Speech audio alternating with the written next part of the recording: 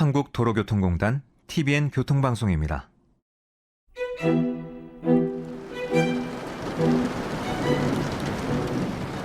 지구 온난화로 이상기후가 빈번해지면서 온실가스 감축, 탄소 중립, 탄소 배출 제로와 같은 범지구적인 노력이 시작됐습니다. 특히 온실가스의 주범으로 손꼽히는 자동차는 가장 시급한 처리 대상이 되었죠. 환경을 위해 차를 안 탈 수도 없고, 그렇다고 아픈 지구를 더 아프게 둘 수도 없고, 이에 일부 국가에서는 내연기관 자동차 퇴출 계획을 발표하고 친환경 자동차로 전환하기 시작했습니다.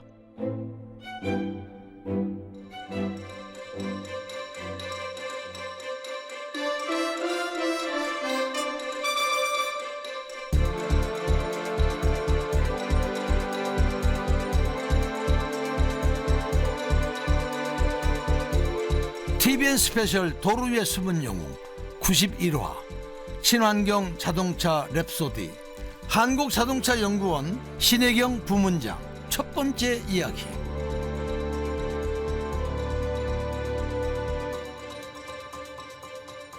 안녕하세요. 도로 위의 숨은 영웅 방송인 김성환입니다.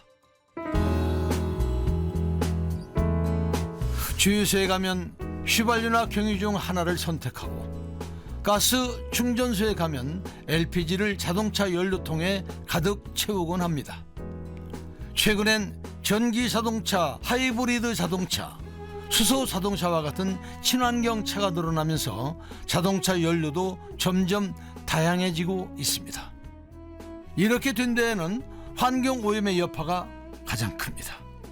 탄소 배출 감축을 위한 전 세계의 노력 덕분에 친환경 자동차 산업의 중요성은 날로 커지고 있고, 이 분야의 연구자들도 더욱 바빠지고 있습니다. 이번 주는 한국자동차연구원의 신혜경 부문장과 함께 친환경 자동차 이야기를 해보려고 합니다. 우선 연구원이 어떤 일을 하는 곳인지 설명을 들어볼까요? 저희 한국자동차연구원은 자동차 핵심 기술을 연구하고 부품에 대한 신뢰성이나 인정을 좀 담당을 하고 있습니다. 그리고 정부 정책 수립에 대한 부분들도 저희가 이제 지원을 하고 있기 때문에 전체적으로 자동차 관련 기술 지원과 신기술을 전도하는 국내 최고의 자동차 전문 연구기관이라고 생각하시면 됩니다. 1990년도에 이제 설립된 연구소인데, 처음에 이름이 자동차 부품연구원으로 되어 있었고요. 한국자동차연구원으로 이름을 바꿨습니다. 그래서 한국자동차연구원이라고 바꾸니까 예전에는 부품만 연구하는 기관처럼 딱 한정되어 있었는데, 그렇지 않고 지금은 이제 전반적으로 한국자동차연구원이니까 자동차 전반적으로 규모가 더 이렇게 커졌다고 볼 수 있겠죠. 국내 최고의 자동차 전문 연구기관인 한국자동차연구원은 1990년 자동차 부품연구원으로 출발했습니다. 이후 2019년부터 이름에서 부품자를 떼어냈고, 자동차 전반에 대한 연구로 영역을 확장해 국내 자동차 기술 발전에 크게 공헌해 왔습니다. 35년의 세월 동안 사람도 기술도 발전을 거듭했지만 가장 크게 달라진 것은 자동차에 대한 개념 자체가 아닐까 싶습니다. 여긴 주로 이제 내연기관차 중심으로 이제 하드웨어 베이스 이제 엔진 자동차 쪽 위주로 했던 반면에, 지금은 다양한 전공 분야의 사람들이 다 몰려 있습니다. 특히나 요즘은 AI도 있고 자율주행차가 등장하면서부터 그 소프트웨어 쪽에 전문 인력들도 많이 합류가 되어 있고. 신혜경 부문장은 연구원의 친환경 기술연구소에서 근무하고 있습니다. 자동차에서 구현되는 여러 친환경 요소 중 전기 동력 기술 부분을 책임지고 있죠.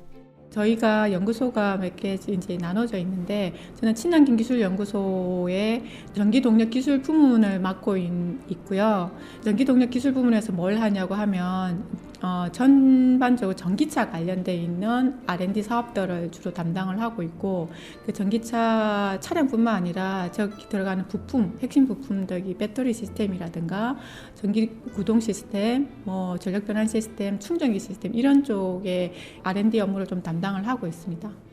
친환경 자동차 이야기를 시작하려니 내용이 너무 어렵고 딱딱할 것 같아 쉬운 질문부터 해보겠습니다. 최초의 전기 자동차는 언제 나왔나요? 내연기관 자동차보다 이 최초의 이제 전기 자동차가 개발된 때가 30년 더 빠르다고 합니다. 그 전에 이제 내연기관차 오기 전에 이미 전기차를 개발했다라는 거죠. 그게 이제 1834년인데 스코틀랜드 영국이죠. 스코틀랜드 로버트 앤더슨이라는 사람이 발명을 했다라고 하거든요. 그때는 주로 이제 세발 달린 거나 이렇게 마차 형식으로 이렇게 되어 있는 전기차를 했는데, 그때도 마찬가지로 굉장히 이제 현재 문제를 안고 있는 뭐 주행거리나 가격이 가장 비싼 게 문제였던 것 같고, 그랬고 충전하는 거나 이런 것들이 그때는 이제 뭐 지금처럼 충전기가 뭐 이런 뭐 배터리가 여러 가지 이제 이렇게 좋은 고급진 배터리가 나와 있는 게 아니니까 납축전지나 이런 걸로 가지고 이제 했던 것 같은데, 그래서 그때 당시로는 그 주로 이제 상류층 여성들이 좋아했다고 해요. 초창기 전기차의 모습이 세발 자동차나 마차 형태였다는 것도 신기하고요. 전기차가 내연기관 자동차보다 먼저 개발됐다는 사실도 놀랍습니다. 저는 전기차가 비교적 최근에 만들어진 줄 알았는데 말이죠. 그렇다면 초창기 전기차는 왜 대중화에 실패를 했을까요? 왜냐하면 이제 뭐 환경적인 문제나 내지는 소음도 적고, 그리고 내지는 이제 단지 가격이 좀 많이 비쌌기 때문에 활용하기 힘들었다고 하거든요. 근데 이제 1900년대에 그 뭐죠 유전 개발하는 그 당시부터 시작해가지고 그 내연기관차가 이제 양산이 되면서 그때부터 이제 전기차 가격이 너무 비싸니까 가격 경쟁력이 없잖아요. 그러다 보니 그때부터 전기차는 이제 죽고 그 내연기관차가 이제 그때부터 발전되어 왔던 거죠. 예나 지금이나 자동차의 경쟁력은 연료의 가격과 수급에 있나 봅니다. 사실 신외경 부문장은 처음부터 친환경 자동차에 관심이 있었던 건 아니라고 합니다. 처음 연구원에 들어왔을 때 같은 부서의 선임이 전기 자동차를 연구하고 있어서 그걸 어깨너머로 배우던 것이 인연이 되었죠. 96년에 입사를 했는데 그때 당시에는 전기차는 정말 생소했었거든요. 전기차를 이제 개발을 하거나 그러진 않고 해외에서 하는 표준 문서 가지고 이제 이 작업을 하고 있더라고요. 그래서 표준화 작업들을 진행하고 있길래 그걸 이제 전기차로 보면서 그랬는데, 그리고 나서 활성화되는 게 90년 거의 96년 뭐 거의 2000년 가까이 되는 그때였는데, 그 다음 한 10년 지나고 나니까 이제 전기차가 이제 우리나라에서는 개발하기 시작하고 양산되는 게 아마 2011년인가 그럴 거예요. 네, 이제 단돈 3,000원을 갖고 서울, 부산을 왔다 갔다 하고도 400원이 남을 수가 있습니다. 국내 최초로 대량 생산형 고속 충전의 고속전기차를 경우 25분이면 충분하고 시속 130km까지 속도를 낼 수 있습니다. 하지만 짧은 주행 거리는 극복해야 할 과제입니다. 1회 충전에 약 150km 정도를 주행할 수 있기 때문에 소비자들이 원하고 있는 300km 이상의 성능 향상이 이루어져야 된다고 봅니다. 1990년대에는 외국의 표준 문서를 바탕으로 전기차의 표준화 작업을 진행하던 것이 고작이었지만 2000년대부터는 본격적으로 전기차 개발을 시작한 대한민국. 이제는 전기차 분야의 선두에서 당당히 경쟁하고 있습니다.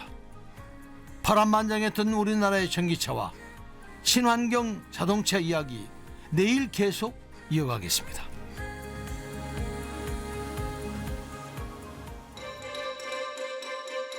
TVN 스페셜 도로 위의 숨은 영웅 91화 친환경 자동차 랩소디.